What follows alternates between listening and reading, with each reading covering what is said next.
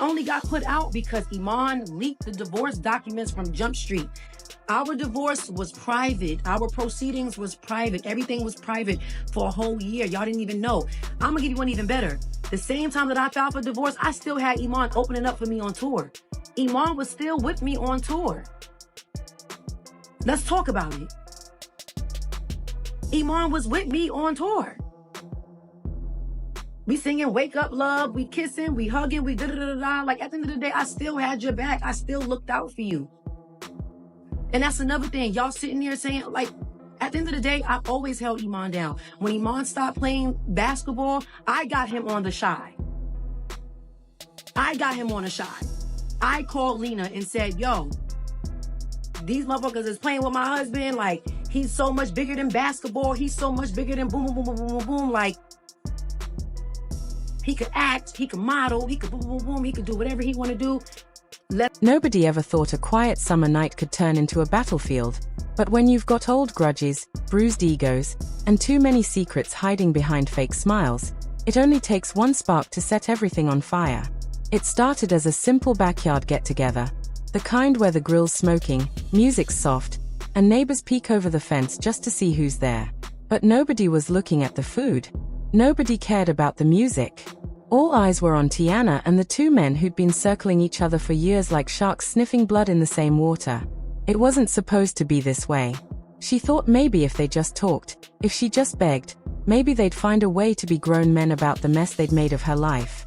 Instead, they gave her fists, shouting, and a night that ended with blue lights painting her perfect lawn like a crime scene. Nobody saw it coming, but the second she hit the ground, everything they'd hidden for years came pouring out for the world to see. It didn't start with a punch. It started with words, sharp and mean, spit like venom under the soft glow of string lights Teyana had hung up herself. Aaron came first, uninvited, fists in his pockets but rage in his eyes. He wanted answers. Wanted Iman to confess to the games he'd played, the lies he'd spread, the way he'd whispered poison into Teyana's ear until she didn't know which way was up anymore. Iman was ready too. Dressed like he owned the yard, chest puffed like a man who'd never been afraid to swing first. At first, they tried to keep their voices low. Neighbors heard their names, curses hissed through clenched teeth, promises of secrets dropped if someone didn't back down. Teyana was the only thing standing between them, arms out, voice cracking as she begged them to remember she was right there, begging them not to tear her world apart. But when two men feel cornered by the same truth, no soft voice can hold them back. One shove turned to two, a finger in the chest turned to fists in the dark. By the time neighbors flipped on their porch lights, it was too late. The fight was on, and Teyana was right there in the middle of it, knees shaking while her world shattered around her. When she hit the grass, it didn't feel real. 1 second she was screaming for them to stop. The next, her knees buckled like someone cut her strings. Aaron's voice cut off mid-threat. Iman's fists dropped like dead weight at his sides. In that one heartbeat, they both looked less like men and more like scared boys caught in something bigger than they could ever control. Teyana lay there, eyes fluttering, breath shallow, the woman they both swore they'd protect slipping right through their fingers in front of a backyard full of people who didn't know whether to run or stay frozen. One neighbor dropped her phone trying to dial 911. Another ran for blankets, hands shaking so bad she nearly tripped over the garden hose coiled near the fence. Aaron fell to his knees, guilt all over his face, hands hovering like he didn't know if touching her would break her more. Iman just paced, back and forth, cursing Aaron under his breath, blaming him for this disaster while ignoring the poison he'd dripped into her veins for years. It was too late for blame. The flashing red lights cutting down the street told them that. When the cops and EMTs poured into the yard, it was like a switch flipped. Neighbors who'd been brave enough to film from their porches now scrambled out of the way. The blue and red lights turned the soft grass into a stage no one could look away from. Medics pushed through the crowd, voices calm but firm, asking questions neither man wanted to answer. Iman was quick to talk, too quick, some said. He pointed at Aaron like he was the reason Teyana was lying there hooked up to oxygen, eyes rolling back every time the medics asked if she could hear them. Aaron fired back just as fast, voice cracking as he spat words about mind games and gaslighting and the way Iman twisted her up until she didn't know how to breathe anymore. Every second was caught on someone's shaky phone. grainy videos that would hit timelines before the medics even lifted Teyana onto the stretcher. Iman tried to follow the ambulance, but a cop's hand on his shoulder held him back. The slam of the backyard gate behind that gurney louder than any word either of them could yell now. In the dirt and broken glass, their secrets bled out for everyone to see. Inside the hospital, the world went quiet but the storm didn't stop. Rumors say she didn't wake up that first night, that machines did the breathing she couldn't find on her own. The doctors whispered exhaustion, stress, a heart that cracked under pressure she'd been hiding for too long. Aaron didn't leave the lobby once, dark circles under his eyes, pacing like every step might carry him back to the moment he'd lost her. His phone never left his hand, but nobody called him. Not her. Not her family. Just silence that screamed louder than any fight in that backyard ever could. Iman, on the other hand, was nowhere to be seen. His team slammed the door shut. No statements, no questions, just lawyers in tight suits whispering damage control before the press got their claws in deeper. Friends said they'd all seen this coming, that the cracks in Teyana's smile had been there for years, that the woman they posted on magazine covers was breaking long before fists ever flew. Some blamed Aaron for showing up at all. Some blamed Iman for pushing her too far. But blame wouldn't change the fact that she was lying in that hospital bed, alone except for the beeping machines and the family who'd guard that door like a fortress until she decided which truth she'd let the world see next.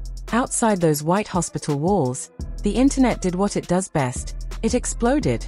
The moment the first grainy clip of Aaron kneeling by her side, pleading for her to wake up, went live, feeds everywhere lit up. It hit every platform faster than the ambulance could reach the ER doors. By sunrise, it was viral, a broken moment captured in its most raw form, shared and reshared as if it were the only truth in the chaos. People woke up to that image, a man desperate, vulnerable, begging for life itself in the glow of flashing paramedics' lights. As daylight broke, meme pages were already fever-drawing sharp edges into Iman's blank stare. He looked frozen, caught mid-thought, in a moment where words failed him. The silence on his face was rendered as the ultimate failure, the one thing no amount of power or intimidation could fix. Under the still frame, captions looped, that moment when you realize silence speaks louder than your fists. His towering pride had collapsed into a question mark, thanks to the internet's cruel kind of creativity. Meanwhile, old interviews resurfaced, now haunting in hindsight. Teyana smiled softly across morning show couches, her words spilling out like an anchor. I feel safe with him, or they are my protectors. Those same lines, once comforting, now played on loop like a cruel irony. The public watched the footage, rewound it, analyzed the softness in her voice, the promise behind it, and felt the betrayal in its collapse. The contrast between then and now was too sharp to ignore. Social media became an emotional battlefield. Fans flooded timelines with prayers and well wishes for Teyana's recovery, hoping she'd wake to a world less broken than the one that held her collapse. But at the same time, comment threads exploded into chaos. One group screamed that Aaron should have stayed away entirely, accused him of kicking open a door that had barely held together. Another claimed Iman never should have been there in the first place, that his presence was nothing but pressure, control disguised as protection. Both sides took turns tossing blame like grenades, ripping at loyalties until threads snapped and friendships frayed. Everyone agreed on one terrifying truth. When Teyana opened her eyes again, whichever story she told would change everything. She'd hold the power to save one man or bury both of them under truths they'd avoided for far too long. But the internet's frenzy was only part of the picture. Beyond the headlines, an investigation was already in motion. Police pressed on, refusing to stop at the hospital doorway. They issued second statements to neighbors who watched everything unfold. Timid camera angles that caught a glimpse of discord, blurred windows where a voice rose too loud to be ignored late at night. Prosecutors reviewed shaky videos frame by frame in slow motion, hunting for clues. Who pushed first? Who struck? Who wore the PTSD of previous nights in their eyes? Whether it was fist or force, the cops wanted to know. Aaron's team struck early with a unified front, flooding pre-release statements to the press. He was the good guy who showed up when everything shattered, the one who knelt by her side, the one who told the ambulance medics that she was more than just a client. She was someone he still cared about. Interviews portrayed him as calm, focused, protective, even meditative in his grief.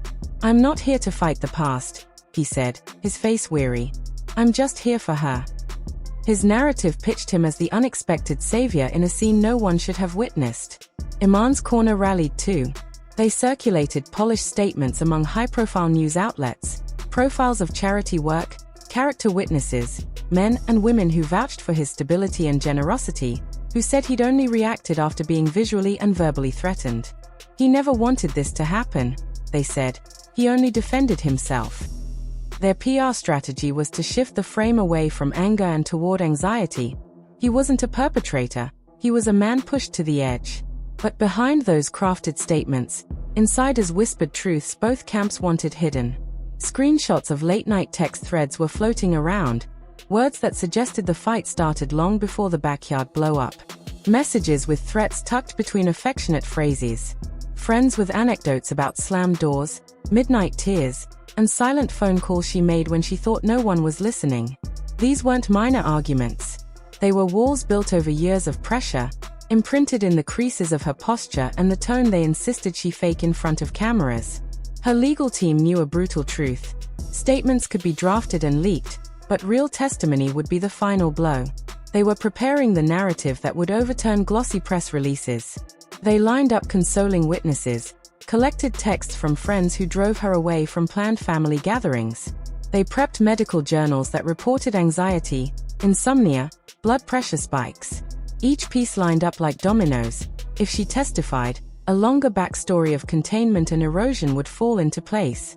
So here we are, standing outside that hospital room, waiting for her eyes to open, for her mouth to shape the words that decide who stays, who goes, who pays for every lie that cracked her ribs and bent her spirit until the backyard grass caught her when her legs gave out.